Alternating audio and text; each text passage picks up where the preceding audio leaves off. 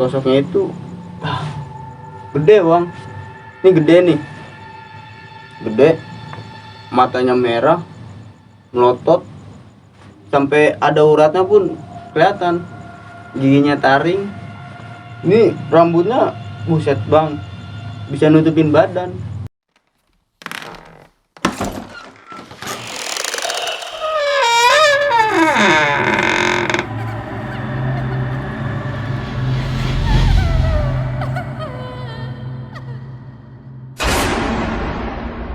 Assalamualaikum warahmatullahi wabarakatuh. Balik lagi di ngobrol.com dengan gue Jambe, salam lestari. Oke teman-teman, pada kesempatan kali ini kita udah kedatangan narasumber Damar Kelana. Apa kabar? Bang Damar Kelana. Gimana nih Bang, apa? Kabarnya gimana nih? Baik, Alhamdulillah. kayak biasa lah. Biasa ya? Apa luar biasa? Luar biasa. Luar biasa. Nah, Bang Damar nih juga punya channel YouTube ya Bang Damar ya? Ya, gue punya bang. Namanya? Damar Kelana. Mm-hmm. Instagram juga ada. Mm-hmm. Damar Kelana. Mm-hmm. Silakanlah berkunjung. Oke. Pokoknya buat kalian jangan lupa berkunjung ke YouTube Damar Kelana dan jangan lupa juga follow Instagram Damar Kelana. Nah, Mar, Iya bang. buat malam ini nih, Oke. kira-kira mau berbagi kisah tentang apa? Gue mau berbagi cerita tentang waktu gue mendaki ke Gunung Pangrango bersama kawan gue. Di saat gue turun nih, ini kejadian anehnya saat gue turun bang. Jadi Banyak teror. Itu temen gue yang ngerasakan dan gue sedikit juga sih ngerasain. dan di sini lo akan menceritakan itu ya. Iya betul. Oke teman-teman, sebelum masuk ke ceritanya, buat kalian jangan lupa subscribe, like, komen buat ngobrol.com. Dan terima kasih atas saran dan kritiknya buat ngobrol.com. Semoga ngobrol.com semakin maju. Dan buat teman-teman, tanpa berlama-lama, kita langsung dengerin aja cerita dari Damar Kelana.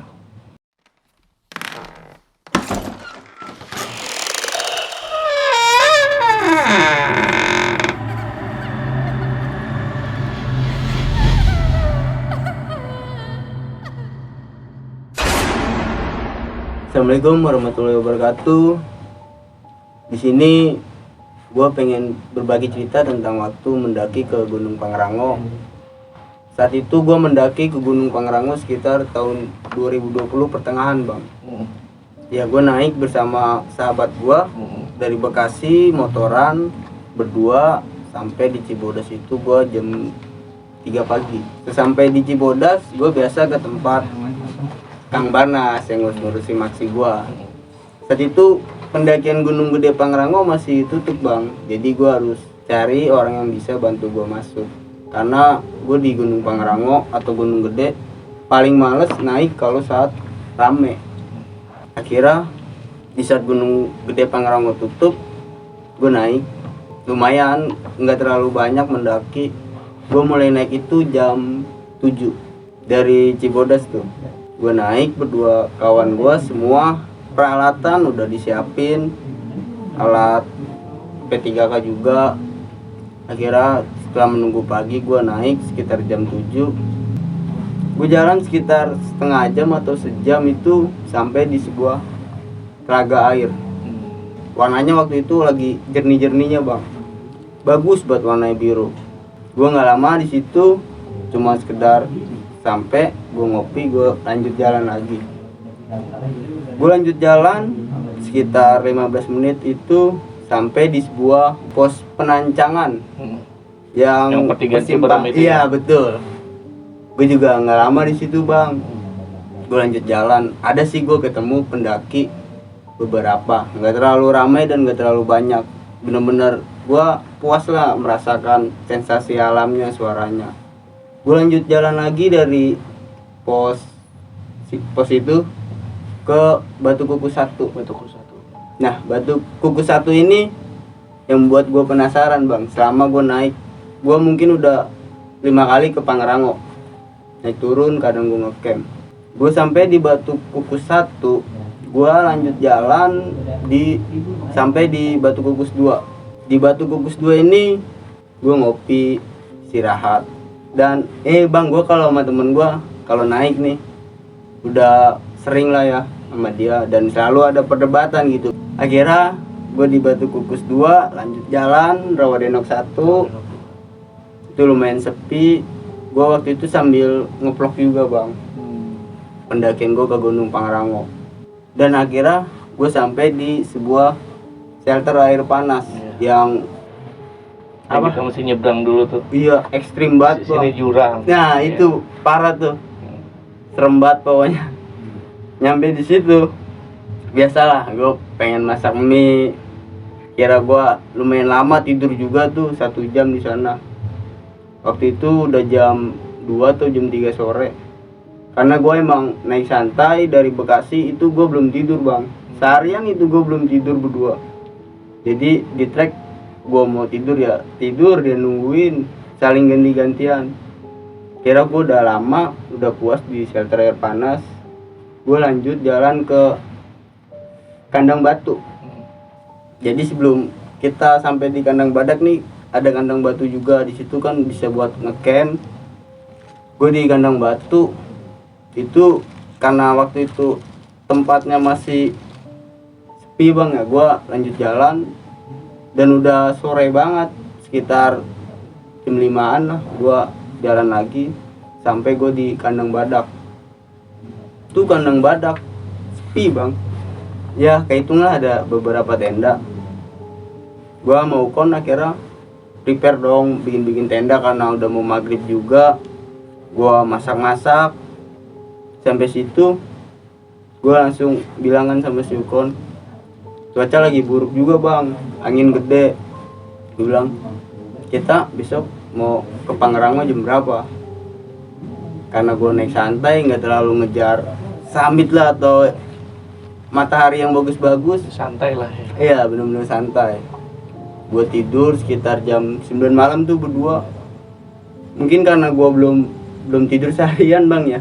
Jadi gue bangun itu jam 6, gue bablas, jam 7 gue bablas, jam 8, jam 9, dan jam 10. Kalau gue tidur terus, udah mati. Gue kapan sampainya nih ke Pangrango dan Lembah Mandalawangi pasti menunggu gue.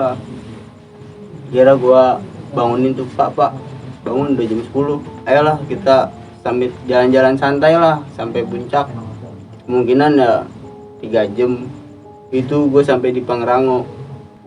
Kira si Ukon bangun, gue juga udah fit nih badan, seharian belum tidur. Gue jalan, gue bawa bekal air sedikit sama konsumsi makanan ringan lah sedikit. Gue bawa air sedikit karena gue tahu di Lembah Mandalawangi itu kan ada mata air, jadi nanti tinggal ngambil lagi lah. Gue jalan dari Kandang Badak, persimpangan, nah ada 2 nih, ke lurus ke Puncak Gede. Kalau ke kanan kita ke Pangrango. Gue ngambil kanan waktu itu. Lumayan bagus sih bang menurut gue kalau kita naik ke Pangrango nih, karena menurut gue pohonnya masih lumayan rapet, vegetasinya masih ya keren lah.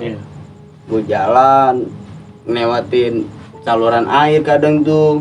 Gue juga di sepanjang jalan nemu buah-buah arbe yang bisa gue konsumsi. Terus gue lanjut lagi. Gue nggak terasa tuh 3 jam gue udah ngobrol banyak sama kawan gue, udah fresh banget lah otak. Akhirnya gue sampai di Puncak Pangrango. Dan gue ke Puncak Pangrango ini pertama kali bang, freeze. Kalau ke Gede mungkin gue udah 2 kali, tapi ke Pangrangonya belum. Jadi ya asal jalan aja deh ngikutin petunjuk.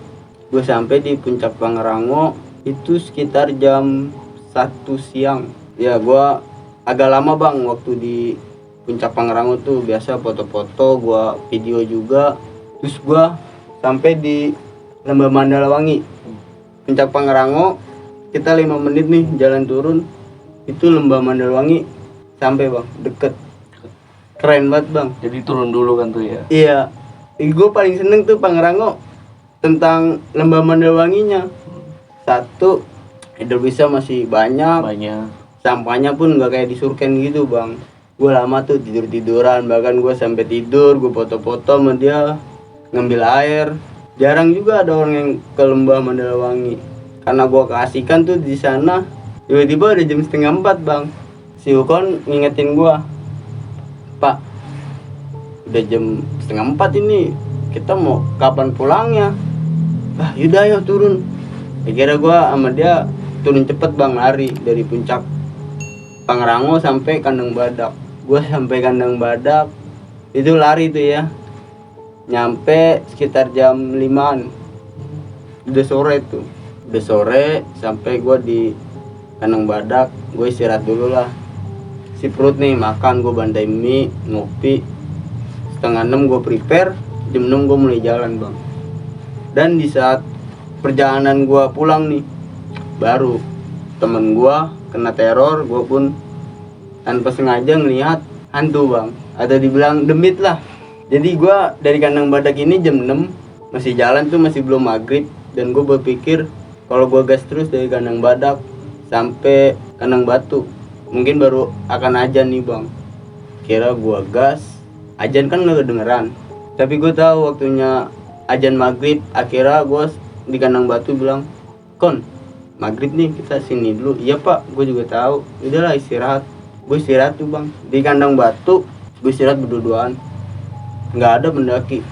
Gue terobos malam tuh, gue nggak bawa senter, nggak bawa headlamp. Gue cuma pakai HP senter. Gue di Kandang Batu kan lumayan lama tuh ya, sekitar gue open, "Pak, kita di Kandang Batu 20 menit ya." Dinego sama temen gue, "Udahlah 15 menit aja pak." "Yaudah," kata gue, "yaudah 15 menit nih, tapi nanti terakhir berhenti di Rawadenok 2." Gue gituin kan, dia setuju. Kira yaudah gue istirahat nih. Gue duduk samping-sampingan, dan tiba-tiba gue merinding bang. Merinding, tumben kata gue, selama naik gunung kok gue bisa merinding parah. Dan ternyata kayak ada suara gaungan gitu bang, kayak gitu suaranya. Gue merinding, temen gue senggol, Ukon. Dia juga mungkin ngerasain kan, tapi nggak mau cerita. Akhirnya gue coba meremin mata, gue pengen lihat di belakang gue apa sosoknya itu. Gede bang, ini gede nih, gede, matanya merah, melotot, sampai ada uratnya pun kelihatan, giginya taring. Ini rambutnya buset bang, bisa nutupin badan. Jadi persis banget di belakang gua. Gua asli, gua kalau di Kandang Batu gua nggak mau ngecamp di sana, serem bang. Itu gua nggak pakai lama, belum ada 15 menit gua cabut jalan. Gua senggol temen gua, jalan ngangkat carry lah. Gua jalan lagi tuh sama dia dari Kandang Batu. Gua sampai di shelter air panas bang. Shelter air panas ini gua bilang kalau malam sangat bahaya banget bang. Karena satu, nih batu-batuannya licin bang, licin, licin parah lah pokoknya. Gue bilang, "Pak, hati-hati, kita cuman pakai senter di depan nih, di depan bang, nggak kelihatan bang. Jadi air panas dia nguap, Uapnya aja bang. Iya, ditambah kabut." Gue asli tuh ngeraba waktu gue turun. Gue ngeraba, gue pelan-pelan, gue pastiin temen gue juga baik-baik aja kan. Kira gue nggak lama dengan waspada gue bisa ngelewatin. Gue lanjut jalan ke Rawadenok 2. Gue bilang kalau udah ngelewatin shelter air panas nih udah enak lah ibaratnya. Gue sampai di shelter Rawadenok 2 itu istirahat sebentar bang. Gue bilang, "Udah kita 5 menit dulu lah, soalnya capek juga gue bang bawa motor kan." Kira temen gue setuju 5 menit sesuai perjanjian. Pokoknya dia on time bang, nggak capek. Ayo nih udah jam 5. Gue jalan lagi Rawadenok 1. Di Cibodas ini kan dari Rawadenok, dari Batu Kuku 1 sampai Rawadenok 2 kan banyak jalan pintasan tuh bang, Percabangan lah ya. Nah iya, itu kadang gue suka pakai. Tapi kalau gue lagi males, ya udah gue jalan kayak biasa aja gitu. Gue sampai di Rawadenok 1, gue jalan lagi karena Rawadenok 1 ini apa sih tempatnya kayak serem banget bang. Bangunannya itu udah tua banget, dan gue hanya berdua. Ya ada pos-pos gitu ya. Iya, senternya pun center AP saat itu. Temen gue masih berani, masih percaya diri karena belum ngerasain hal aneh. Dia bilang, jalan lagi pak. Jalan. Akhirnya gue jalan nih. Gue jalan lanjut ke Batu Kukus 2. Nah di Batu Kukus 2 ini karena gue perjanjian udah istirahat di Rawadenok 1, di Batu Kukus 2 ini gue nggak pakai istirahat bang. Gue bablas lanjut jalan. Gue bilang nanti kita istirahat di Batu Kukus 1, gue gituin kan. Oke pak, kata dia tuh. Gue jalan, gue tahu ini estimasi dari Batu Kukus 2 ke Batu Kukus 1 itu ya palingan nggak sampai setengah jam bang, 15 menit lah kalau turun tuh. Tapi gue merasa aneh, kok gue nggak nemu Batu Kukus 1, padahal gue jalan nggak ngebantai jalan pintas. Kok gue nggak ketemu Batu Kukus 1? Itu gue bertanya-tanya bang, gue udah ngelewatin apa belum. Tiba-tiba gue udah sampai di pos Panancangan yang persimpangan air terjun Cibrem itu bang. Tigaan itu ya. Iya betul. Gua pun udah riset ya selama gua ke Pangrango nih 4 kali gua ke sana. Gua kalau turun ini nggak pernah bang nemuin Batu Kukus 1. Kadang Batu Kukus 2 juga nggak ada. Dari Rawadenok 1 nih, kadang gua ada di Batu Kukus 1 tiba-tiba. Kadang ketemu Batu Kukus 2, Batu Kukusnya enggak, tiba-tiba di pertigaan itu. Ting buat gua bertanya kenapa kadang ada kadang enggak, padahal gua nggak ngebantai jalan pintas bang. Akhirnya karena gua nggak ketemu Batu Kukus 1 nih, gue istirahat di pos Panancangan. Temen gue juga udah gontai juga bang, udah capek. Dia bilang, pak udahlah istirahat dulu nih di sini nih 15 menit. Gue ini anak tumben nggak minta 20 menit. Mungkin karena dia buru-buru juga kali bang, mau di Cibodas, mau rebahan tuh. Lu gak ada pendaki ya man? Wah gua nggak ada bang, gua nggak sama sekali ketemu pendaki saat itu. Pas turun malam, gua di pos Panancangan berdua sama dia. Tiba-tiba temen gua belum 5 menit nih bang, gua baru ngerebahin tas keril. Dan dia pun bilang perjanjian 15 menit, nggak ada 5 menit.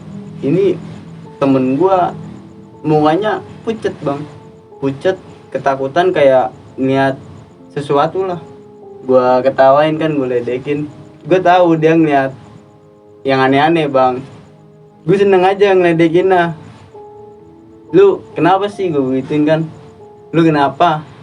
Belum 15 menit nih, gue ngeliat HP belum 15 menit. Tumben-tumbenan lu minta buru-buru. Temen gue ketakutan masih bang. Udah, ayo apa pak? Udah ayo jalan. Dia bilang gitu kan. Gue masih ngeledekin, masih seneng ngeledekin dia. Lah, belum 5 menit. Udah sini aja dulu, pegel gue bawa keril. Karena gue udah puas ngecengin dia kan. Udah mukanya udah pucet kan. Yaudah, ntar lu di Cibodas ceritain sama gue ya apa yang lu rasain. Soalnya gue tahu nih, lu yang diteror. Gue udah tahu bang, pasti ini anak baliknya bakalan diteror. Akhirnya gue dari pos Panancangan tuh pertigaan Ciberem, gue lanjut turun sampai gue di pintu Cibodas. Sebelum sampai pintu Cibodas pun dia masih ketakutan bang. Yang tadinya jarak gue sama dia sekitar 2 meter nih, gue di depan, dia di belakang. Dari pos Panancangan dia nyampingin gue. Iya, dia nyampingin gue. Gue udah tahu kan, tumben-tumbenan nih bocah nyampingin. Biasanya di belakang, dia emang paling seneng jadi sweeper. Akhirnya gue sampaikan di Cibodas tuh. Gue tanya bang, lu lihat apaan di pos tadi? Wah parah pak, gue denger suaranya sama pak, kayak yang di kandang batu. Dia bilang gitu bang.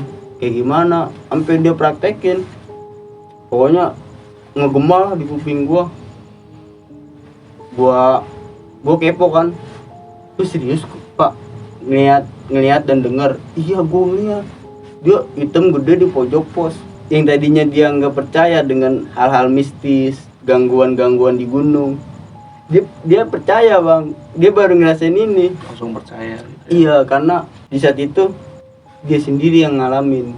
Ya gue cuman di kandang batu aja tuh, karena gue pengen tahu kan siapa yang di belakang gue. Akhirnya gue perdalam, gue tanya, gue kasih tahu kan, lu mau tahu nggak kenapa gue nggak diganggu.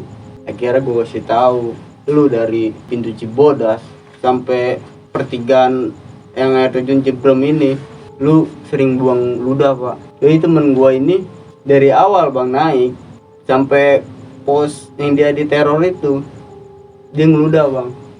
Begitu bang, jalan ngeludah lagi. Padahal waktu di pertengahan gue ingetin, pak lu di padang ngeludah gitu mending ditelan dah, enak tuh, lu jadi nggak haus, nggak dehidrasi. Gue ngeliatnya nggak enak pak lu ngeludah kayak gitu. Iya bang, gue baru kali itu ngeliat dia naik ngeludahnya tuh kayak ngeludah songong. Gue kasih tahu, coba lu analisa lagi, lu dapet gangguan mulai dari mana. Iya sih pak, sampai pos Panancangan kata dia kan, karena di pos itu gue ingetin mending lu telan ludah lu. Makanya dia dapat gangguan dari situ sampai pintu Cibodas. Dan di perjalanan yang di Telaga Air itu juga banyak bang dengar suara-suara. Masa iya di hutan ada bebek, dia dengar suara bebek, wek, anak itik lah, kuntilanak. Itu asli dia semua yang ngerasain. Gua pun jalan ya enjoy aja, gua nggak diganggu, gua nggak ngeliat, gue jalan. Akhirnya itu yang tadi gua korek bang, gue kasih tahu juga salahnya di mana dia. Kalau gue sih yang penasaran waktu di Batu Kukus 1 bang, karena sampai saat ini gue ke Pangrango 4 kali, mungkin nanti juga gue bakalan naik terus ke Pangrango, yaitu Batu Kukus 1. Jadi seolah-olah dia ntar ada ntar kagak. Gue nggak tahu juga bang, mungkin temen-temen waktu naik ke Gede Pangrango mau naik atau turun lewat Cibodas, pernah nggak sih ngeliat Batu Kukus ntar ada ntar kagak. Gue 4 kali tuh udah ngeriset, kadang Batu Kukus 1 ada, Batu Kukus 2 nya nggak ada, kadang Batu Kukus 2 nya ada, Batu Kukus 1 nya nggak ada. Padahal gue nggak ngambil jalan pintas bang. Itu yang buat gue bingung, kok bisa ngilang. Ya mungkin itu aja bang Jambe cerita dari gue. Oke nih Mar, kan gue udah dengerin lu, Iya. dengerin cerita lu dari awal sampai akhir, dari awal pendakian sampai akhirnya lu turun lagi ke Cibodas. Iya betul. Ada beberapa pertanyaan yang pengen gue ajukan karena emang agak membingungkan nih. Kan dari pendakian lu beberapa kali ke Pangrango, lu bilang Batu Kukus itu sempat nggak ada bang, tapi Iya. kadang ada bang gitu. Lu sempat pernah nanya nggak sih ke seseorang yang bisa atau apa, kenapa bisa itu terjadi, atau memang nggak tahu sampai saat ini? Gua nanya sih enggak bang ya, tapi kadang gua dengar cerita horor nih tentang Gunung Pangrango. Dan emang kadang Batu Kukus 1 atau Batu Kukus 2 memang suka gitu bang, kadang ada kadang enggak. Dan makanya gua suka bolak-balik nih ke Pangrango, karena emang Gunung Pangrango, Lembah Mandalawangi salah satu gunung favorit gua, tempat gua bernaung lah di sana. Perlu kesah semua gua kalau Karena di situ lu bisa ngerasain banget ya gunung yang nggak seperti yang sekarang gitu loh ya. Iya betul bang. Kan udah terjawab nih. Nah paling ada yang gue tanyain lagi, ketika lu di kandang batu kan lu sempat ngelihat sosok yang Iya. ya itulah ya kan. Kira-kira ada hubungannya nggak sih sama cerita temen lu yang dengar suara auman atau apa itu yang di pertigaan Ciberem itu? Menurut gue sih ada hubungannya bang, soalnya dia bilang hitam, matanya merah. Itu dia ngeliat asli di pojok gede bang, bahkan dia ngeliat ke atas pun itu matanya ada di atas bang. Jadi Iya. ada satu benang merah yang bisa ditarik, ternyata apa yang diceritain si temen lu sama lu sama nih. Iya, makanya gue sinkronin dan gue analisa. Ternyata kesalahan temen gue yaitu buang ludah sembarangan. Dan itu dia lakukan saat berangkat ya. Iya. Dan akibatnya Hmm. pas pulang malah teror habis-habisan Iya. nih. Temen gue doang. Gue Alhamdulillahnya nggak alhamdulillah pun aja bang. Iya. Nah kalau misalkan waktu sempat lu bilang lu dari puncak lari nih Itu ke gue kandang badak nih. pas turun tuh. Pas turun tuh lu lari, itu kan cepet banget tuh Mar. Hmm. Itu gelap, Iya. ya kan? Dan lu cuman pakai senter HP lu bilang. Iya betul bang. Itu ada sesuatu hal nggak sih? Karena kan kebanyakan nih para pendaki yang gue tahu ada cerita tersendiri nih ketika dia di pertigaan Kandang Badak ke Pangrango di saat mau maghrib kan itu. Iya. Lu ngerasain nggak sih sesuatu hal yang aneh? Ya, kalau mungkin gua waktu turun lari ada merindingnya juga bang, karena kadang sekilas mata gua kadang nengok kiri atau kanan, ya gua kayak ngeliat juga penghuni sana lah biasa. Apa tuh Mar, bisa dispesifikin nggak? Ya mungkin ya kayak biasa bang, makhluk-makhluk hitam tuh badannya gede. Waktu lu lari itu ya? Iya betul bang. Itu dia di mananya Mar? Di pinggir bang. Semak-semak lah ya. Iya, karena gue juga nggak terlalu fokus mengamati itu Pinggiran karena lu fokus Iya. lebih ke trek ya. trek, karena posisi udah mulai mau gelap bang. Dan gue harus on time tuh di Kandang Badak sekitar jam 5 atau setengah 6. Nah, paling gue cuma nanya terakhir nih. Apa sih yang lu rasain ketika pendakian ini kan pendakian yang istimewa kasarannya. Iya. Istimewanya kenapa bisa gue bilang istimewa? Karena kan nggak banyak orang naik nih.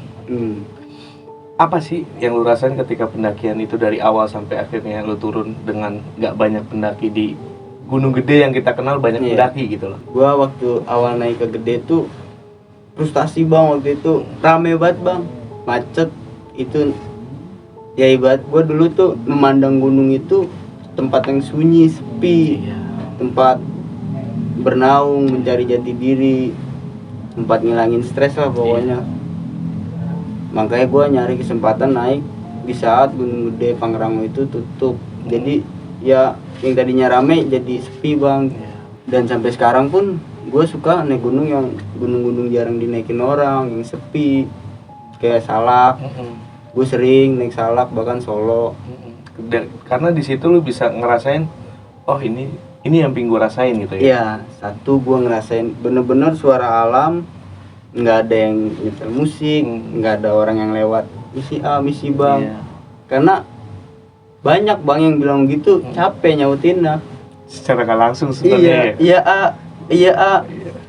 Dan ya gimana ya, kalau misalkan solo hiking mungkin lu di sana bisa, ini loh yang pengen gue rasain sebenarnya kayak gitu ya. Gue pernah beberapa kali solo hiking bang, di Gunung Sanggabuana, di Gunung Salak 2. Gue solo hiking.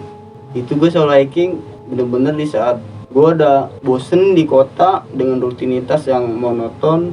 Ya sekalian gue nyari inspirasi, ide kayak gitu sih bang. Buat kedepannya gitu. Ya mungkin nantilah gue bakalan Siap. ceritain Salak nih gue solo hiking. Siap. Di next konten ya. Iya. Nah paling terakhir nih Mar, Iya bang. pesan-pesan buat teman-teman di rumah dengan cerita pengalaman lu pendakian ke Gunung Pangrango tahun 2020 ini apa sih? Jadi mungkin sedikit aja bang ya. Di cerita ini Damar juga bukannya ada maksud untuk mau nakut-nakutin kalian hingga akhirnya nggak mau naik gunung.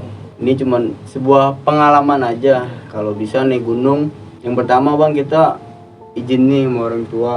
Kedua ya kita juga harus bawa tata krama yang baik. Yang ketiga ya jangan buang sampah sembarangan, karena di gunung kan nggak ada petugas kebersihannya bang. Iya.